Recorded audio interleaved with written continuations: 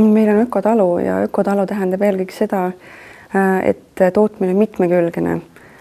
Toodame teravilja, liha, juurvilju, kõike, mis eluks vaja läheb. Ilma pestitsiidide, väetisteta ja siis ka mõtlemine, et sa pead maale kõik selle tagasi andma, mis sa sealt välja võtad.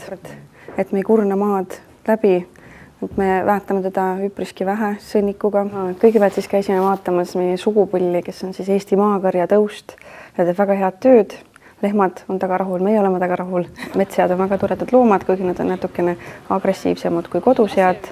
Nad selle poolest meeldivad rohkem, et nad suudavad terve talv läbi ilusti väljas elada ja ei ole nii vastuvõtlikud võib-olla haigustele, mis levivad. Ja neid on väga hea ökoloogiliselt kasvatada. Vaatasime mägiveiseid, kes on ka väga head ökoloomad, kuna nad suudavad ilusti talv läbi väljas elada ja ei vaja mingit jõusööta, vaid suudavad elada siis vähesest heinast ja silost. Muidugi on meil ka kitsed ja lambad. Kitsedel saame piima, millest siis teeme juustu enda tarbeks ja lambad, kellelt me siis saame villa ja liha. Kuna on suur vanaaegne kelder, siis jagame seda omavahel. Et on ilusate löövidega kelder, kus me saame väga hästi ühel pool hoida siis hoidiseid ja teisel pool juurvilju. Ja keskel on meil oma väikene osa, kus saab kõiki muid asju hoida.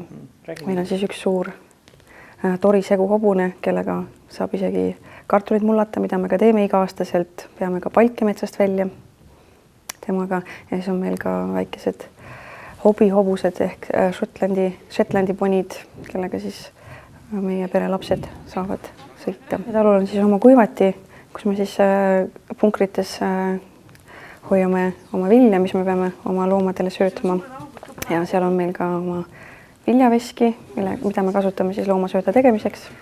Et meie talu majanduslik mudel ei olegi üles ehitatud toodete müümisele, mis me siin koha peal kasvatame, vaid põhiline sissetulek tuleb sotsiaaltööst ja see on siis seotud Saksamaa Waldorf kooliga.